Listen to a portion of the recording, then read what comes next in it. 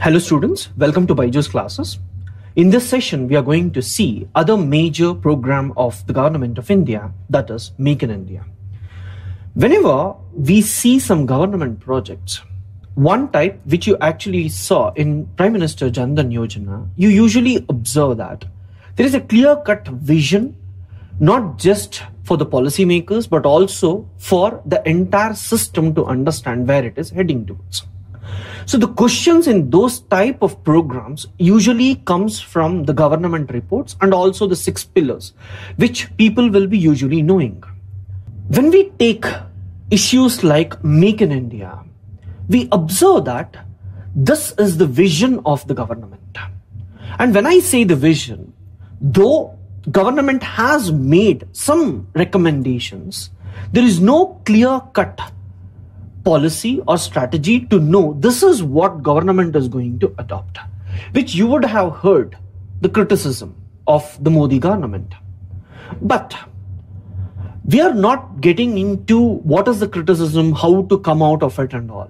The major focus of this particular session is how UPSC can ask related questions.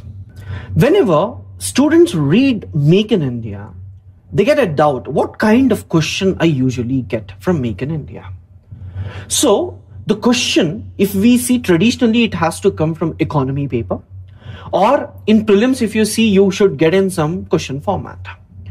But Make in India is not of one particular department or ministry.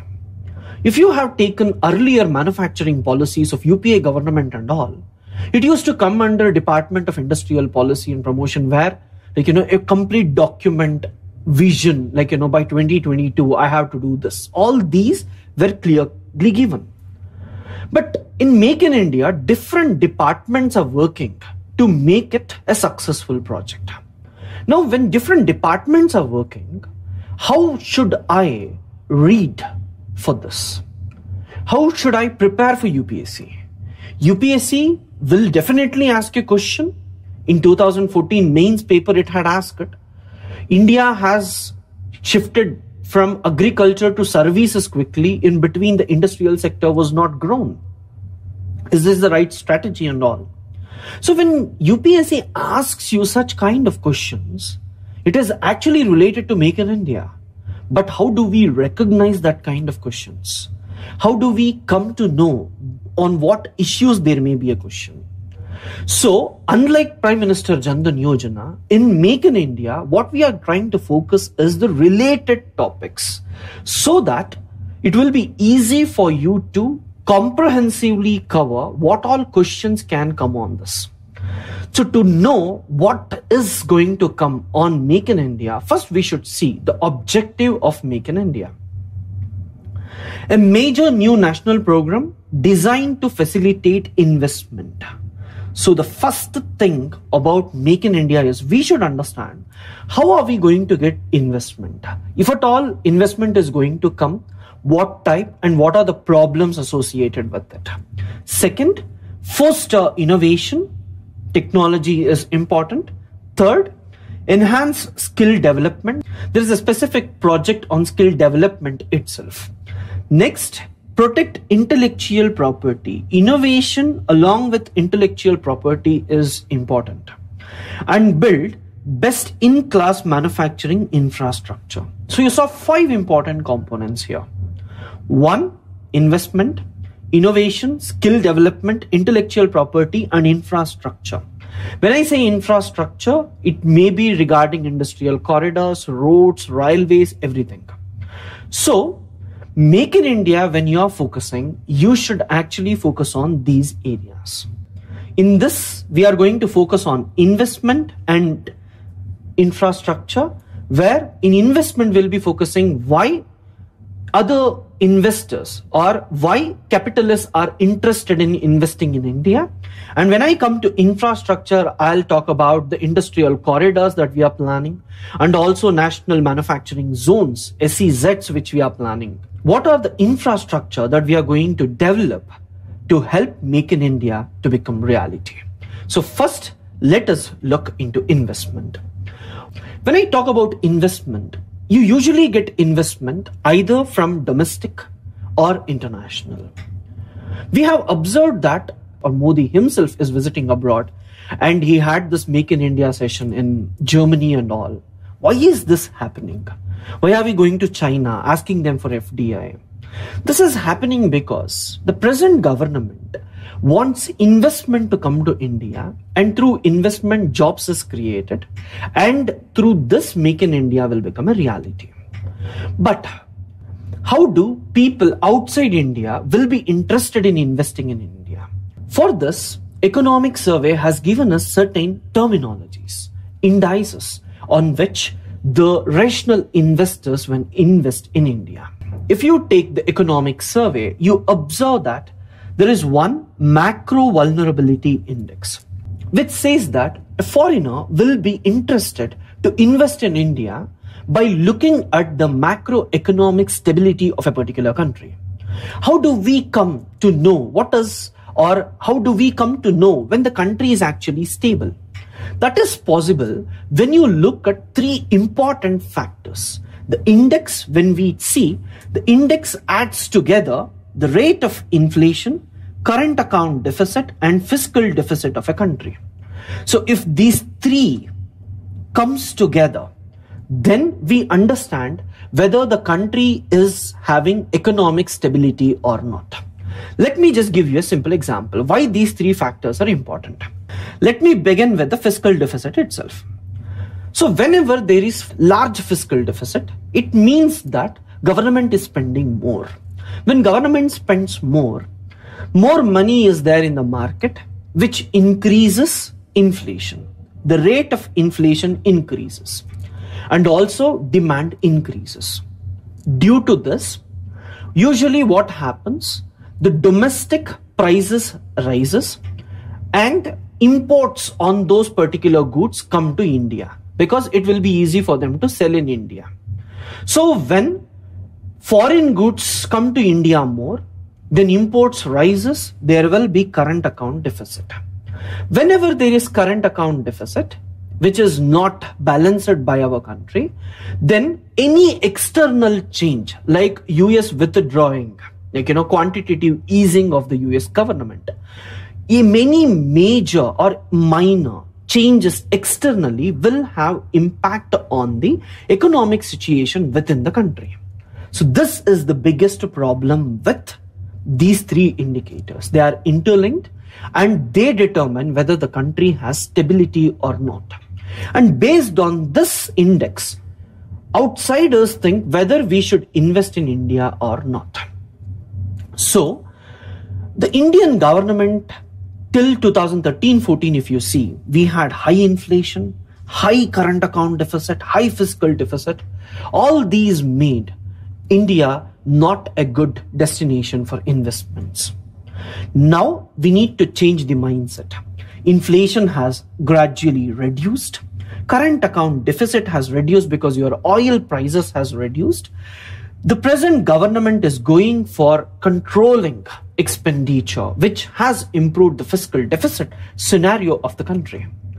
But along with these things, the present government thinks that it is not the macro vulnerability index which makes the rational investors to invest in India, but it is the rational investors ratings index, RIRI. Here, I wanted you people to know these two definitions. Why I'm focusing on these two specifically? The reason being, UPSC always asks you a question, which is the main focus of the economic survey. If you see economic survey, the first summary chapter itself focuses on these two terminologies. It goes to the extent of arguing why the world should follow RIRI over macro vulnerability index, because it knows India's Make in India is going to be successful only when investment can come from outside. So if investment has to come into India, then it depends upon the indices. And those indices which is not favoring India is macro vulnerability index, and which favors India is rational investors rating index. So there is 90% possibility that you may get a question either in prelims or mains about What is the difference between macro vulnerability index or rational investors rating index?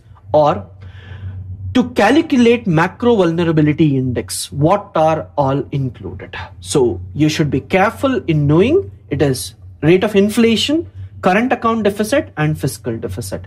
But in RERI, what you usually consider as RERI averaging a country's GDP growth rate and its macroeconomic indicators.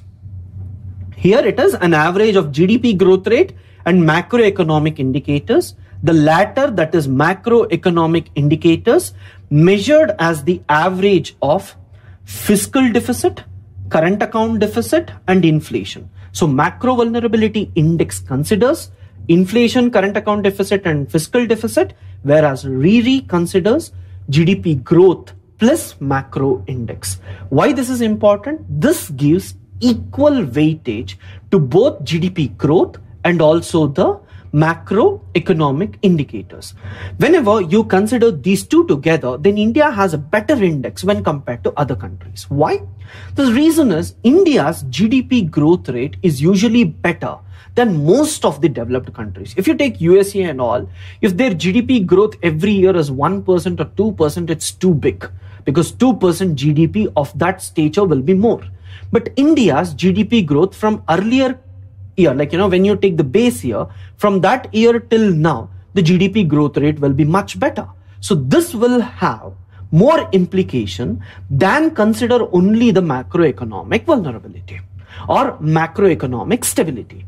So the economic survey argues that for investments to flow or the ratings to happen, rational investors usually invest not just on the basis of macro vulnerability index, but they would consider RERI as well. So I'm telling you, please focus on the definition of RERI. UPSC never asks you a direct question, what is RERI? Or it will not ask you why RERI is important. It will indirectly ask you a question. How do you calculate RERI? So for those kinds of questions, you should prepare yourself. So in RERI, you're actually having growth minus fiscal deficit, minus current account deficit, minus inflation, because here it is clearly given all with negative signs. Then you see the greater the number, the better should be its investor rating. So RERI, if you take, the greater it is, then you will be having better. Always remember this particular terminology. UPSC usually gives questions like, whenever HDI rank is more, the country's performance is least. It is usually not asking 123 indicates what. Usually UPSC gives the statement kind, and you will understand it better only when you have read it before. Else in the examination hall, you get confused. What exactly is the policy actually talking about? So when we come to investment, I'm not focusing on domestic investment much here, because domestic investment is traditionally what you know how banks invest and all, which we will be covering in NIMZs also. But the investment point of view, which economic survey focuses, especially the new terminologies, and I'm not also getting into the differences between FDI, FII and all, that is basic economics. Where Make in India specifically focuses and which diverts from your basic economics study is these indicators, because none of your books which you usually read have these terms which UPSC has focused specifically. So I took time in giving you this so that whenever you get a question in UPSC, you're confident of answering them better. Next, we'll see the national manufacturing policy of the previous government. Why is it important? Whenever we are talking about manufacturing or Make in India, usually most of the people compare it with the national manufacturing policy of the earlier government. This year, Make in India is in news. So you will read everything related to Make in India. But a question can come suddenly upon, in 2011-12, the UPA government or the earlier government has brought the national manufacturing policy. What are the objectives of the national manufacturing policy? Are we able to achieve it through Make in India? If such kind of questions comes, you should be careful enough to answer them. So to have a basic background of what exactly national manufacturing policy is and how we can relate it with Make in India, I have taken some time of this to help you understand what were the objectives of this policy. If you see the objective, first objective is to increase manufacturing sector growth to contribute 25% of the nation's GDP from the present 16% over the next decade. Right from 1980s, if you see, the manufacturing sector's contribution to GDP is only 16%. It has not increased. So the manufacturing policy aimed at this. These kind of words or numbers, 25%, the aim of national manufacturing policy is to reach to 25% of the GDP, can be the statements in UPSC. Increase the rate of job creation in manufacturing to create 100 million additional jobs by 2022. So 100 million jobs by 2022. Earlier, UPSC was not focusing on these kind of numbers. Usually in any question you take, the numbers used to be correct. But from 2014 paper, if you observe, most of the questions students made mistake because there were factual errors. So I want you to focus on these facts as well. Create appropriate skill sets among the rural, migrant and urban poor to make growth inclusive. Even in the Make in India, you have this, that is skill development. Increase domestic value addition and technological depth in manufacturing. There the term is innovation. Here it is domestic value addition and technological depth. Enhance global competitiveness of Indian manufacturing through appropriate policy support and ensure sustainability of growth, particularly with regard to the environment, including energy efficiency, optimal utilization of natural resources, and restoration of damaged or degraded ecosystems. What does this mean? This means that the national manufacturing policy should incorporate sustainable development as one of its core principles. So one of the objective of the manufacturing policy is to have a sustainable development. That is what the policy wanted to say. After seeing national manufacturing policy, let us see other important factors that are important. One such important thing is infrastructure. After investment, I told you that I'll be focusing much about infrastructure. In infrastructure, what you should actually observe is, or the new terminology which is in news again and again, even in the government reports, whenever you see, you observe about industrial corridors. There are 4 to 5 industrial corridors that are established, usually like Delhi-Mumbai Industrial Corridor, which you would have heard, Amritsar-Kolkata Industrial Corridor, you will see East Coast Corridor or Chennai-Kolkata Industrial Corridor, Bangalore-Mumbai Industrial Corridor or Bengaluru-Chennai Industrial Corridor. All these industrial corridors are important. Government is focusing to have Make in India around these infrastructures which are already there. So what kind of question can I expect on infrastructure? If you see Delhi-Mumbai Industrial Corridor, Amritsar-Kolkata Industrial Corridor, you observe that these are coming on highways. So there can be match the following question. That is, Delhi-Mumbai Industrial Corridor comes on which national highway? Amritsar-Kolkata Industrial Corridor comes on which national highway? So they may give you these and match the following. On the other hand, you have national highways and you need to match it. So one difficult task for most of the students is that even when you see last year paper, most of the students get afraid when they see map-based questions. Especially when it comes to national highways and all, there are almost around 300 to 400 national highway names.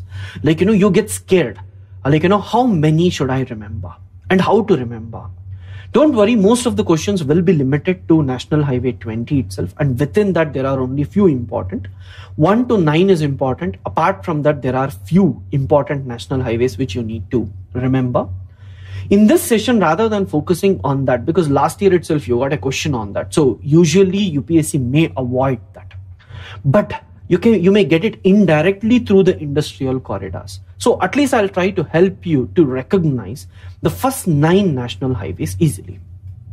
If you take, most of you may be aware of Sher Shah Suri Marg, which used to come from Peshawar till Kolkata. In India, presently, it starts from Amritsar.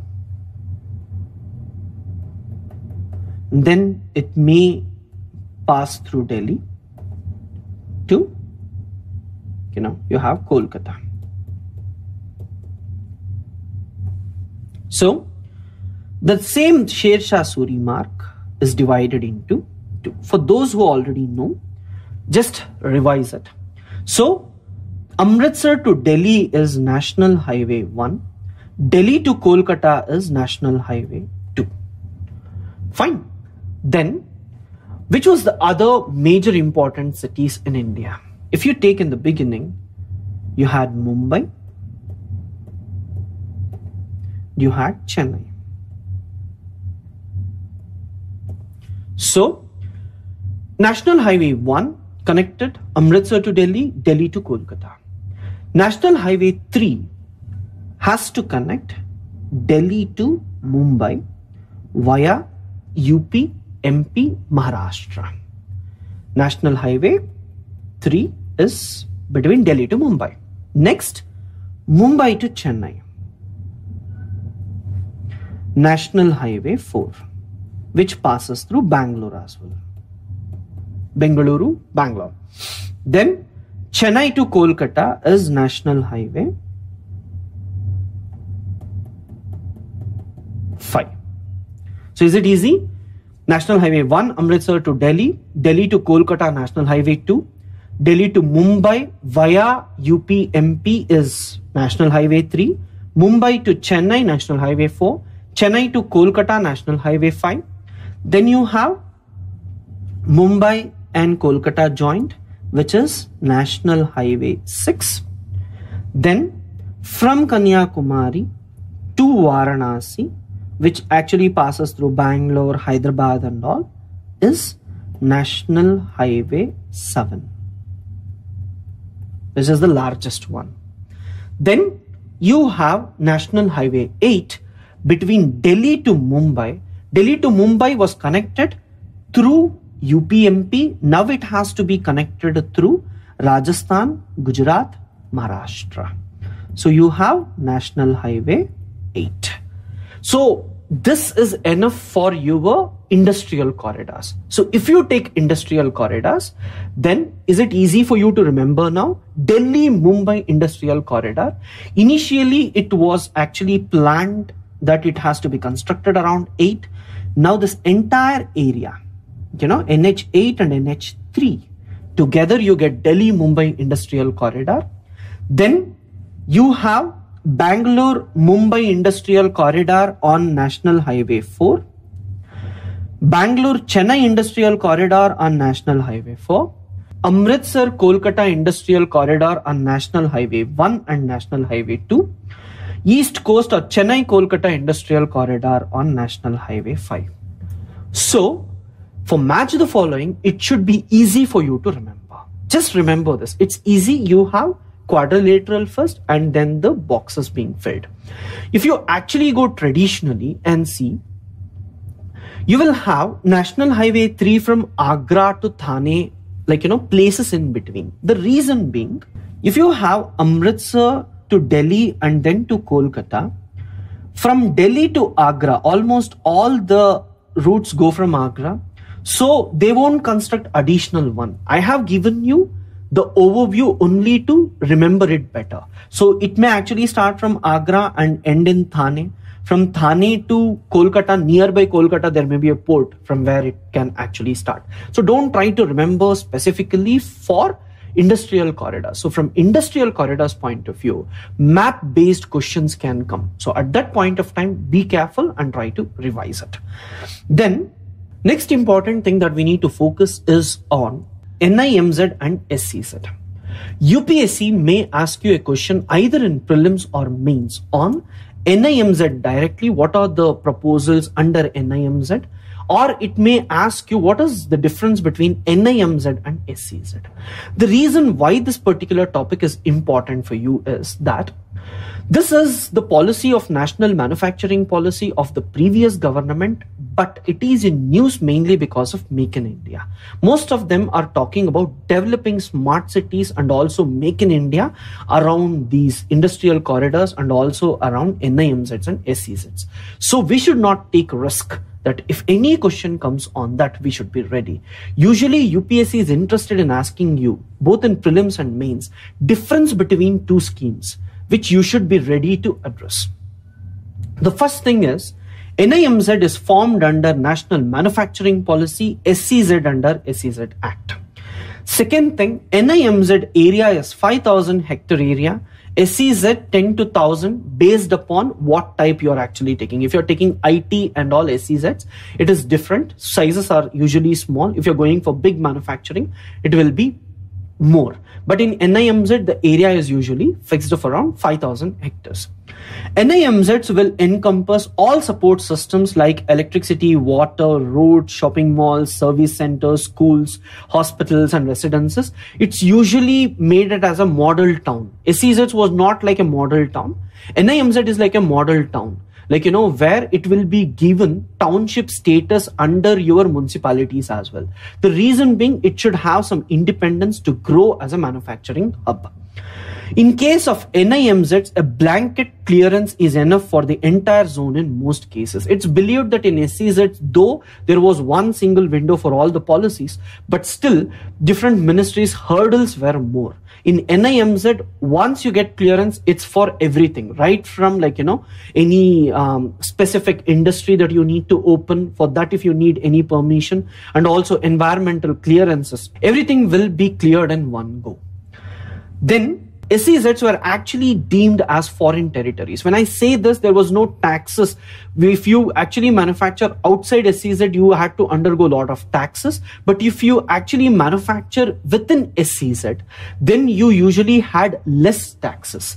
In NIMZs, units will not be exempted from paying income tax. SEZs were usually for export-oriented industries, mainly focused on export. NIMZ is for both. In NIMZs, the onus of acquiring land will be placed on the state government. SEZs was a complex, land procurement was complex. In NIMZ, the entire thing is given in the hands of state government. That is the reason you hear that land acquisition bill is opposed by most of the states, because they will not get enough land for NIMZ. To solve the problem of shortage of skilled labor, this is about NIMZ. The policy proposes a three-tier structure: skill building among large numbers of minimally educated workers, relevant vocational and skill training through establishment of ITIs in the public-private participation mode, and specialized skill development through establishment of polytechnics and establishment of instructors training centers in the NIMZ. So skill development along with National Skill Development Authority or Corporation will be incorporated in the NIMZ itself. Part of energy, if you see, to be procured from renewable resources, and state government will give subsidy in NIMZ. No such provision in SEZ. Special preference to be given by the governments for these units. That is, if there is anything manufactured in NIMZ, if government needs anything, it may procure from the industries which are there in NIMZ so that they get markets. Last, government would pay 50% fees for international patent application. We know that if you take innovation, the biggest problem with India is much money is not flowing into innovation or technological development. Most of the technology, if you want to purchase, you need to pay a lot of money. So what government is saying is it actually pays 50% of the international patent application, and also there would be tax exemptions on money spent in getting ISO certificates, so that with all these, manufacturing may be developed within the country. So with all this, manufacturing can actually be developed within the country. So we saw what was the policy of the earlier government. Most of the people, when they talk, even in the articles that you read in Hindu, Indian Express and all, what you usually observe is that they actually talk more about manufacturing, and they compare it with the Chinese economy. But if you take India today, we have a lot of changes to be made. The present government, though it is taking infrastructure, industrial corridors of the previous government, national manufacturing policy, which is almost close towards the objective of Make in India. And also if you see NIMZs, we are still continuing with the policy, which are all related to Make in India. I don't say no. But the economic survey, when it talks about Make in India, it actually argues, should we go for industries or should we go for services? There it says that if we need to decide what should be made in India, what should be the focus? Remember, Make in India is not manufacturing India. Make in India doesn't mean we should only focus on manufacturing. Economic survey and also the chief economic advisor think differently. They give 5 major points or attributes which can actually develop and which can actually remove the negatives of other policies and give a better policy in Make in India. So what are these 5 attributes? Roderick Framework, just remember his name or you can leave. According to him, the 5 major attributes required for Make in India to be successful or any country to develop is high levels of productivity. That is, let's take the agricultural scenario in India. Wheat, UP actually has very good productivity, but our productivity level is less when compared to the wheat production across the world. United States has much better productivity when compared to India. So first thing we need to ensure in Make in India is that the productivity level is increased. We need to enter into those where there is low productivity and there is enough scope to improve in that particular area. So the areas which we focus should move from low productivity area to high productivity area. Second important thing is regarding unconditional convergence. When I say unconditional convergence, what do you mean by convergence? Convergence actually involves 2 things. One is domestic convergence. Another one is international convergence. What is the meaning of convergence? Convergence means different regions will have same growth. That is, usually in large countries like India, China, Brazil and all, there will be few areas which will grow more and there will be few areas which will grow very less. In India, if you take most developed and least developed, you will have difference in the growth. So domestic convergence means you should actually choose those areas where there will not be difference, inequality in growth within the country. That is domestic convergence. When I say international convergence, different countries in the world will usually have growth at the same pace, or there should be demand for your product across. Something convergence where growth rate is equal across the world in that particular product. Then expansion. When I say expansion, we should not focus on a particular industry which cannot take resources from other industry. For example, when I take automobile industry, if I open automobile industry, around automobile industries, you usually observe that there will be other small manufacturing industries which come up, which can actually help the major automobile industry. So whenever we focus on any industry, it should have the capacity to attract resources from other sectors as well. So growth in one sector can actually spread to other sectors. That is expansion. Fourth, alignment with the comparative advantage. Every country in the world can compete better, or every country in the world is a source of destination for investors only when they believe that the country has comparative advantage in producing a particular good in that particular place.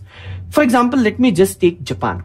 If you take Japan, iron and steel industry, it imports both iron ore and coal, which is both costly. But if you take an area where both iron ore and coal is present, and if you have iron and steel industry there, which will have maximum benefit? Usually the area where you have the resources. The same way, India should think about anything, either industries or services where we have comparative advantage. If you take BPOs, software services and all, India's services sector has grown enormously today. The reason being, most of the skilled labor in the country were available at cheaper cost. When we talk about comparative advantage in India today, Make in India should focus on attracting unskilled labor more. Whenever the industry or services sector can attract more unskilled labor, then there is a high possibility that this sector will be inclusive in its character. Last point is tradability. Let me take the case of construction. If you take construction, construction, today we have low productivity, we can actually increase it. Convergence, yes, you will have domestic convergence, different regions, the real estate rates, construction rates are more. Wherever you construct, you get people and the growth will be equal. Internationally, yes, there is convergence. Expansion, yes, it has the capacity to attract resources from other places. Alignment with comparative advantage, it attracts unskilled labor, it's dynamic, so yes, we have.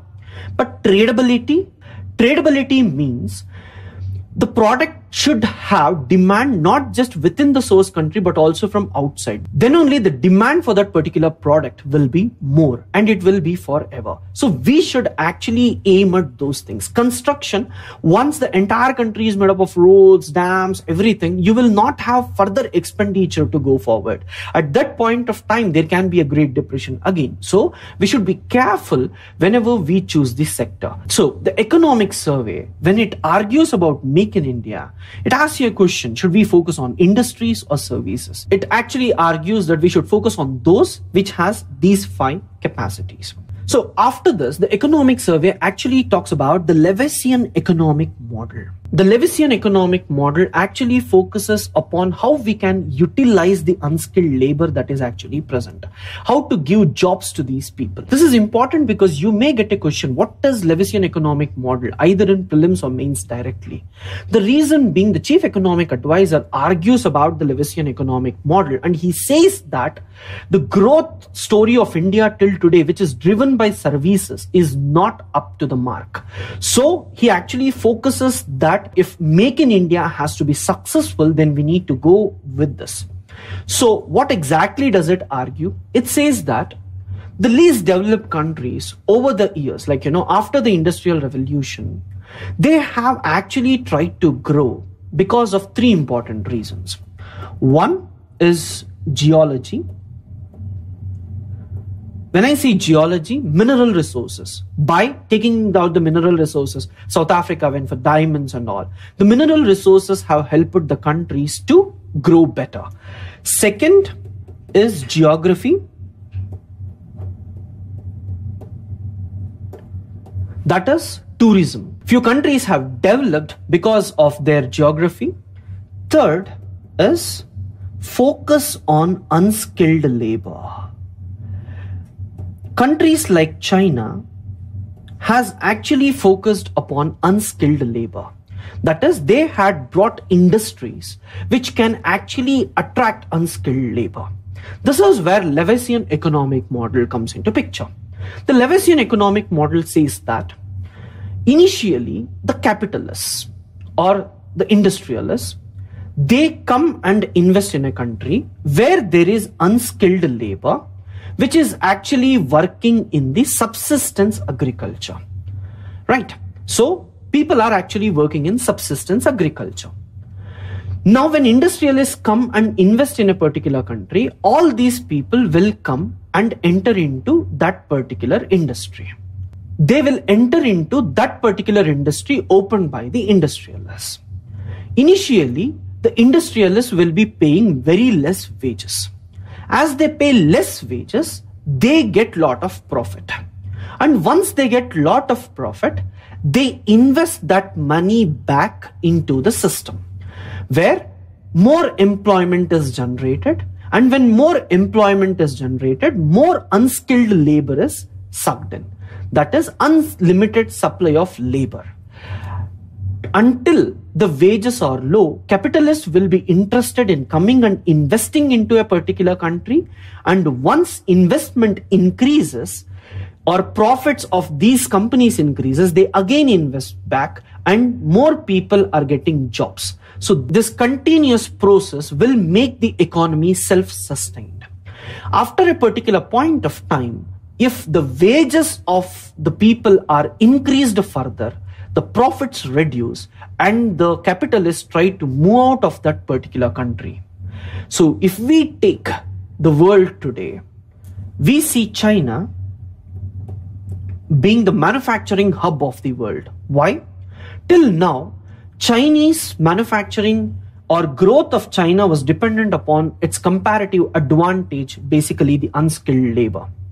India's advantage was in the service sector because of the skilled labor.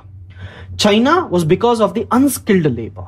And wages were low of these people. Obviously, the profits were more for the capitalists and they were interested in doing that.